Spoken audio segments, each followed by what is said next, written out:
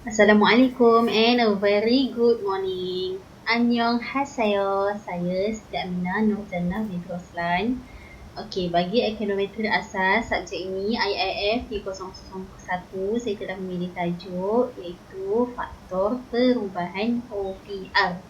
Apa itu OPR? OPR adalah kadar dasar semalaman yang dikeluarkan oleh BNM sebanyak 6 kali setahun. Jadi daripada nilai OPR ni dia akan memberi pengaruh kepada kadar faedah yang lain.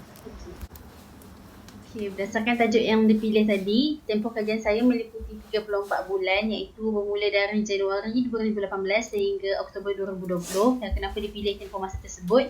Seperti kita tahu, pada tahun 2018 telah berlaku peralihan kerajaan yang disebabkan oleh PRU14 dan seterusnya pada penghujung 2019 kita mula digemparkan pula dengan wabak pandemik COVID-19 dan 2020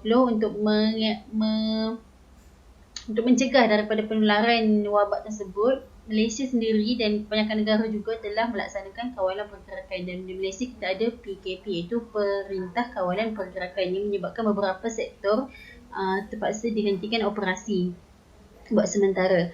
Okey, kita teruskan dengan pembentukan model. Saya telah memilih 6 pemboleh ubah tidak bersandar iaitu yang pertama kadar inflasi, yang kedua IPP, Indeks Pengeluaran Perindustrian. IPP adalah sebagai proksi kepada KDNK disebabkan data KDNK kita tidak dapat sebagai bulanan. Dan pemboleh ubah ketiga harga petrol, dan harga petrol yang digunakan dalam kajian ini adalah harga petrol RON 97 sahaja. Okey, KLCI pemboleh ubah yang keempat iaitu Kuala Lumpur Composite Index yang terdiri daripada 30 saham terbesar dari segi permodalan yang digunakan sebagai petunjuk kesihatan saham. Okey, seterusnya DXY. DXY adalah Indeks Dolar Amerika Syarikat AS, dan indeks ini adalah berdasarkan 6 mata wang berbanding dolar Amerika Syarikat sendiri. Okey, antara 6 mata wang tersebut adalah kita guna pound sterling, euro dan dolar Kanada, dan terdapat 3 lagi. Okey, pemboleh ubah yang keenam adalah kadar pengangguran. Okey, ini adalah analisis deskriptif iaitu analisis yang digunakan sebagai gambaran kepada data yang digunakan dalam kajian. Antara elemen dalam analisis ini adalah mean, median, sesi hampir awal, skewness dan ujian Jakbera dan juga observasi. Dari segi observasi terlihat adalah nilai 34 iaitu sebanyak 34 bulan yang kita gunakan dalam tempoh kajian. Okey, disebabkan data yang saya gunakan adalah berbeza dari segi ada yang gunakan kadar, ada yang gunakan indeks, jadi tidak dapat melakukan perbandingan secara keseluruhan. Cumanya bagi data yang menggunakan kadar iaitu OPR, kadar inflasi dan kadar pengangguran, tiga data tersebut terlihat mean yang paling tinggi adalah mean bagi kadar pengangguran dan mean kadar inflasi adalah yang paling terkecil. Kemudian pada median, kadar inflasi mempunyai median terkecil dan kadar pengangguran mempunyai median yang terbesar. Okey, bagi sesi hampir awal kita dapat lihat semakin besar sesi hampir awal semakin besar serakan data, iaitu antara sesi hampir awal yang besar adalah sesi hampir awal bagi data KLCI dan IPP. Okey, skewness, apabila skewness menghampiri sifar, secara umumnya kita dapat katakan data adalah bertaburan normal. Okey, bagi ujian Jakbera, H0 ujian Jakbera adalah data bertaburan normal. H alternatif adalah data tidak bertaburan normal. Okey, jadi di sini terdapat 4 pemboleh ubah yang signifikan, iaitu bila signifikan kita berjaya tolak H0, maka data adalah tidak bertaburan normal, iaitu bagi OPR, IPP, petrol dan kadar pengangguran. Dan 3 baki pemboleh ubah adalah tidak signifikan, dan iaitu kadar inflasi, KLCI dan DXY. Mereka adalah data bertaburan normal. Okey, kita teruskan dengan analisis korelasi, iaitu analisis ini adalah untuk mengukur darjah kekuatan hubungan antara dua pemboleh ubah, iaitu pemboleh ubah Y dan pemboleh ubah X. Okey, dalam analisis ini kita menggunakan ujian Pearson sebab kita punya data berbentuk siri masa. Okey. Kalau kita lihat pada kotak pertama tu, kalau kita tengok hanya DXY dan kadar pengangguran yang mempunyai hubungan negatif dengan OPR, dan 4 baki pemboleh ubah iaitu kadar inflasi, IPP, KLCI dan petrol mempunyai hubungan yang positif dengan OPR. Okey, bagi ujian ini yang signifikan adalah hanya kadar inflasi, KLCI, kadar pengangguran dan petrol iaitu harga petrol. Okey, teruskan dengan analisis regresi berbilang.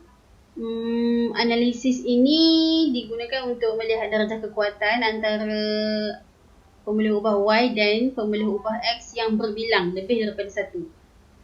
Okey, hasil daripada regresi yang kita jalankan, kita dapati hanya 4 pemboleh ubah sahaja yang signifikan dan 2 baki pemboleh ubah adalah tidak signifikan. Okey, apa 4 pemboleh ubah yang signifikan tu? Ia adalah kadar pengangguran, kadar inflasi, IPP dan KLCI. Okey, apa yang tidak signifikan iaitu DXY dan harga petrol. Okey, kita teruskan dengan nilai R square. R square adalah 0.9343. Jadi ini bermaksud sebanyak 93.4%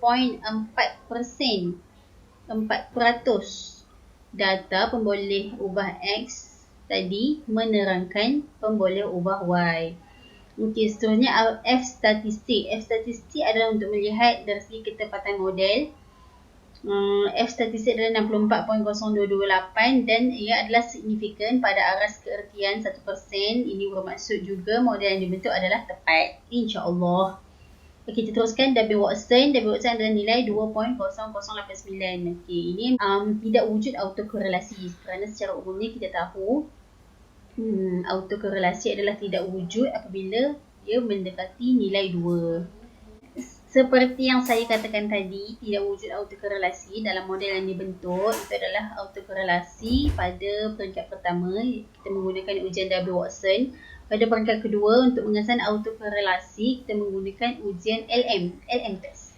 Okey, jadi berdasarkan nilai yang saya bentang dalam slide ini adalah chi-square adalah 0.8338. Itu adalah tidak signifikan. Maka wujud autokorelasi pada peringkat kedua.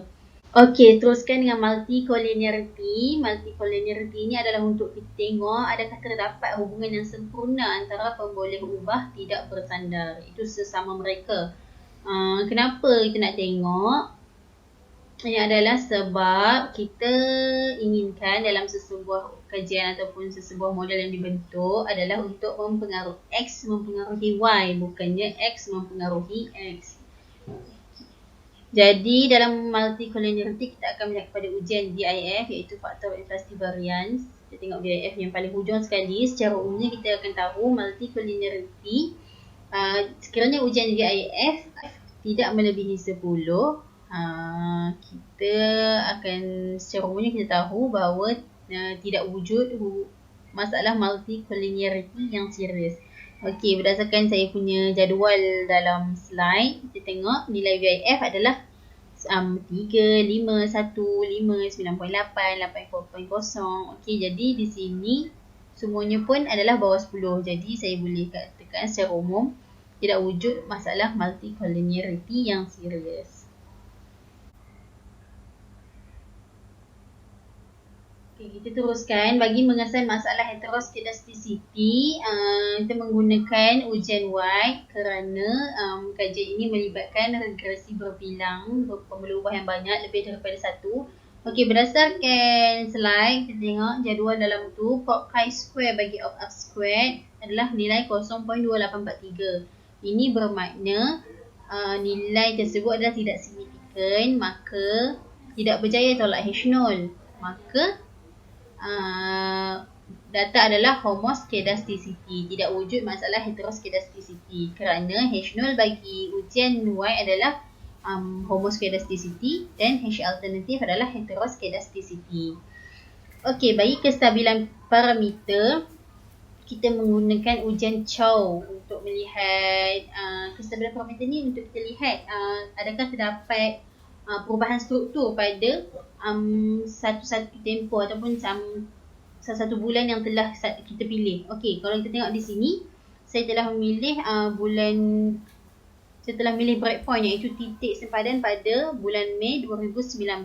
Kenapa pilih waktu tu? Sebab APR kekal sama dari awal 2018 sehinggalah sehingga April 2019.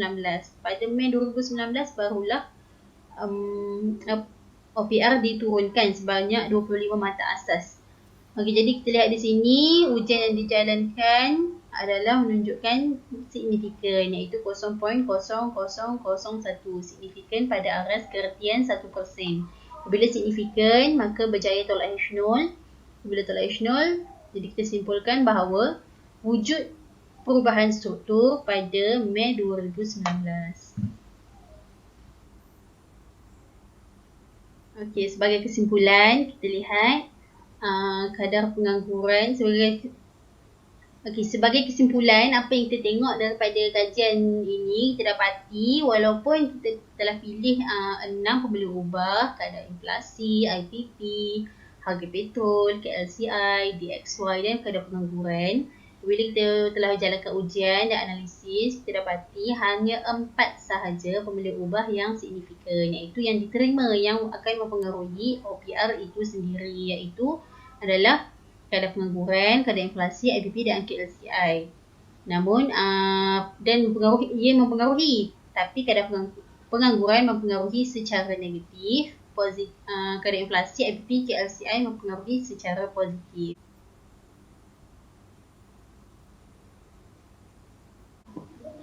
Okey, itu sahaja daripada saya. Sekian, terima kasih. Thank you for listening. Sayonara. Jumpa lagi.